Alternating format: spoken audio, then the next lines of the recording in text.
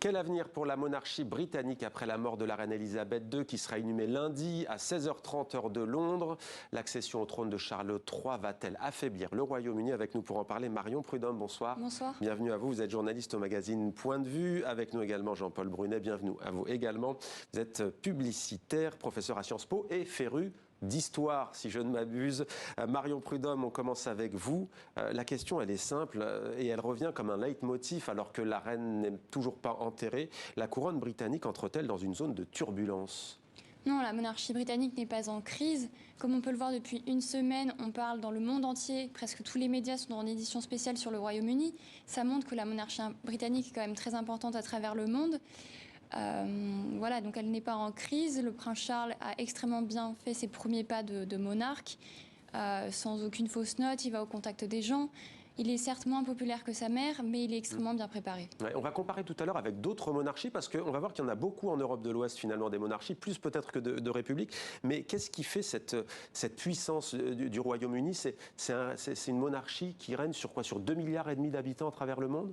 Oui, si on prend le Royaume-Uni et le Commonwealth et les autres royaumes qui font partie de tout le royaume, si on peut pas dire ça, sur lequel règne Charles, même si au sein du Commonwealth, il y a 56 pays et il ne règne que sur, entre guillemets, 15 pays.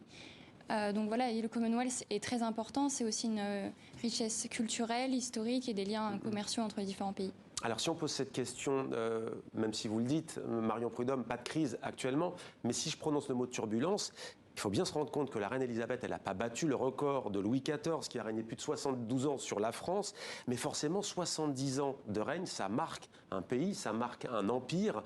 Est-ce que vous diriez que Charles III va avoir des difficultés et qu'il a des défis énormes devant lui? Dans ce formidable jeu de miroir qu'est la monarchie, même démocratique comme en Grande-Bretagne, en fait, la permanence est quelque chose de fondamental. Et l'autre chose fondamentale, c'est l'unité. Et elle a eu le temps pour cette permanence, ce qui est un atout fabuleux. Elle a eu le don de la permanence et le talent de cette permanence, de garantir cette permanence. Et Charles est dans un vrai travail d'unité avec des enjeux politiques qui sont fondamentaux. Commonwealth, Écosse et bien d'autres endroits. Et aussi d'unité de la nation dans des moments extrêmement difficiles. Il a l'avantage de ne pas être aux affaires, disons. Bien que ce qui est très étrange, c'est qu'on raconte sans arrêt sur la reine comme sur lui, beaucoup plus dans leur implication dans les affaires que la réalité. Et qu'on lui demande, on est dans une demande paradoxale vis-à-vis de lui, d'être un peu aux affaires, mais de prendre sa distance, là, en tant qu'homme, puisqu'il a été accusé de trop s'engager. Ouais. Alors justement, la question aussi, c'est qu'elle, pour assurer cette unité, la reine Elisabeth II, elle était irréprochable. Lui, il y a déjà des histoires, il y a des crises qui collent à la peau. Dernière en date, c'est celle de son frère Andrew. Bon, c'était le fils de la reine aussi, mais lui, il y a eu l'affaire Diana. Est-ce que c'est pas peut-être finalement cet aspect-là qui va lui poser des problèmes? Depuis la mort de Diana, il a quand même essayé de gagner en popularité, de redorer son image, si on peut dire, même aussi de faire accepter son épouse Camilla auprès des Britanniques et à travers le Commonwealth également. Donc voilà, il a des défis à relever, mais comme on disait, il est extrêmement préparé. Donc voilà, il y a toutes ces affaires qui sont sorties ces derniers mois également sur des versements un peu suspects, etc. Mais c'est un bon roi pour le moment. Il a bien commencé son travail de roi, donc on espère Si on évoque des difficultés, c'est aussi que à peine était-elle décédée, la reine Elisabeth II, qu'il y avait des envies d'indépendance au sein du Commonwealth. On évoque l'Australie, qui serait tentée peut-être par le modèle républicain. Il y a eu aussi les Barbades qui sont devenus, il n'y a pas si longtemps, hein, c'était l'an dernier, en 2021, qui ont quitté la couronne britannique. La théorie des dominos, c'est possible ou pas? Là, à l'heure actuelle, en effet, la Barbade est partie l'année dernière. Elle est devenue une république, mais tout en restant dans le Commonwealth. Donc voilà, on a des exemples comme en Australie, comme à Antigua et Barbuda. Expliquez-nous la différence. D'ailleurs, c'est vrai qu'on confond, on entend parfois quelques erreurs sur cela. Le Commonwealth, c'est en fait une organisation économique, éminemment économique. Oui, essentiellement avec Charles donc, à sa tête. Et ça a été acté en 2018 lors du sommet de Londres que Charles prendrait la relève de sa mère à sa mort. Donc voilà, le fait que le roi Charles III soit à la tête du Commonwealth, ce n'a rien de surprenant, c'est dans la continuité. Après, au sein du Commonwealth, il y a des pays donc, qui veulent devenir des républiques, mais ça prendra sûrement du temps, même si certains veulent faire ça dans les 3 prochaines années, par exemple. On parle beaucoup là du Commonwealth, mais la question la plus sensible, elle est sans doute intérieure au Royaume-Uni, l'Écosse. Très chère à la reine, puisque sa mère était écossaise, on connaît son amour à la reine pour l'Écosse. La question irlandaise aussi, l'Irlande du Nord, entre républicains et unionistes. Est-ce que là, pour le coup, même si c'est déjà rendu à Belfast, et ça s'est plutôt bien passé, même si c'était très encadré, est-ce que c'est pas là le grand défi qui l'attend? C'est le grand défi et c'est le talent de scénographie extraordinaire. Post-Brexit aussi quand même, hein. Les Nord-Irlandais ont dit non au Brexit, les Écossais non. Mais la scénographie, la reine décède à Balmoral en Écosse.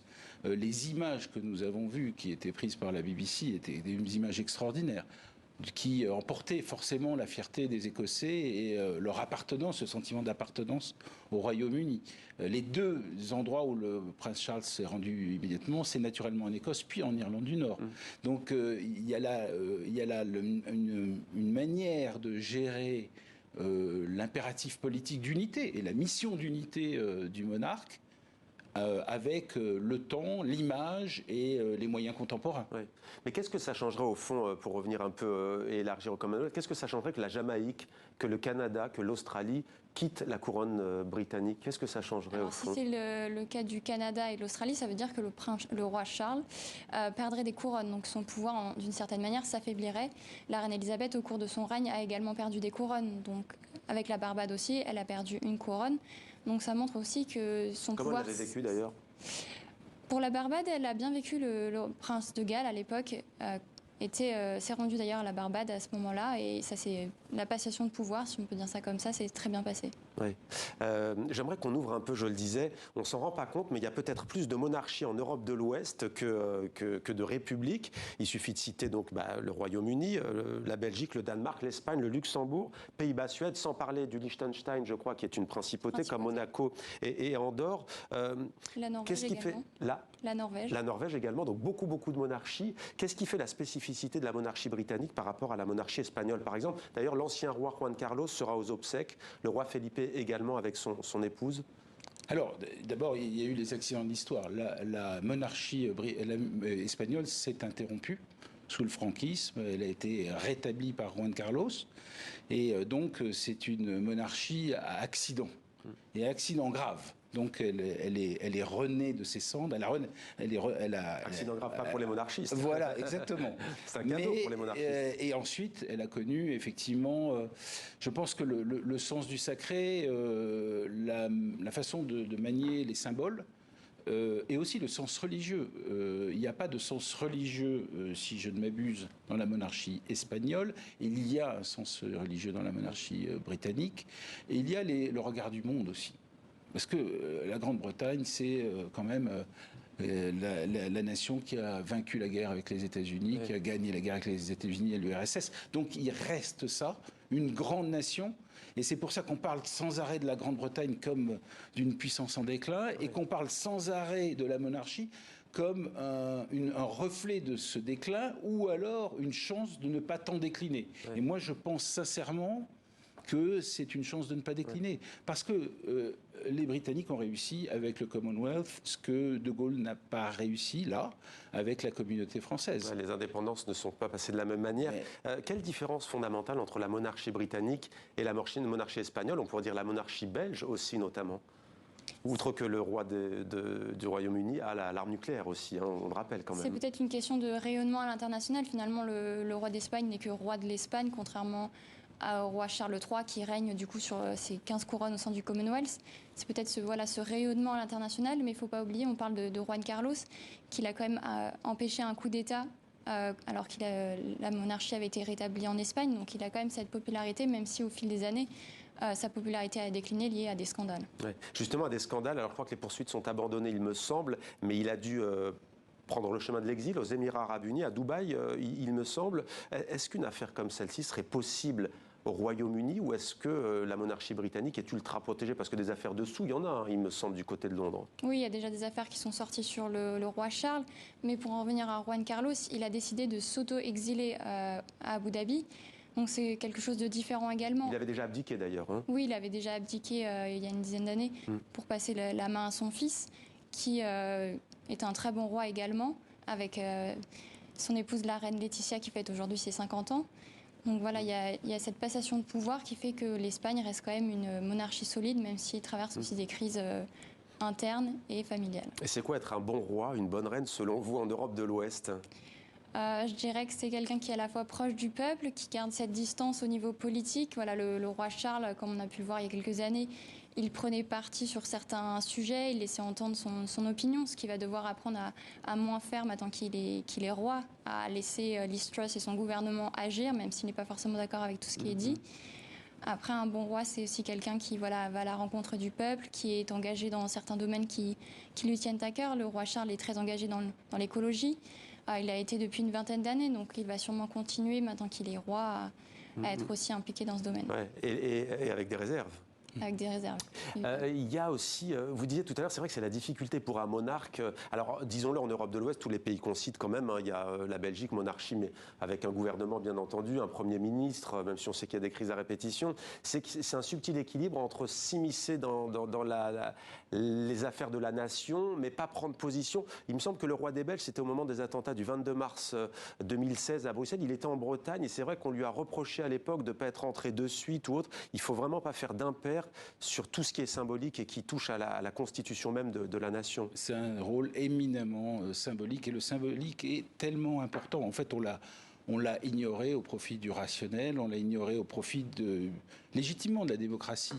La demande paradoxale, encore une demande paradoxale, proximité, vous le disiez, vous le soulignez, et distance.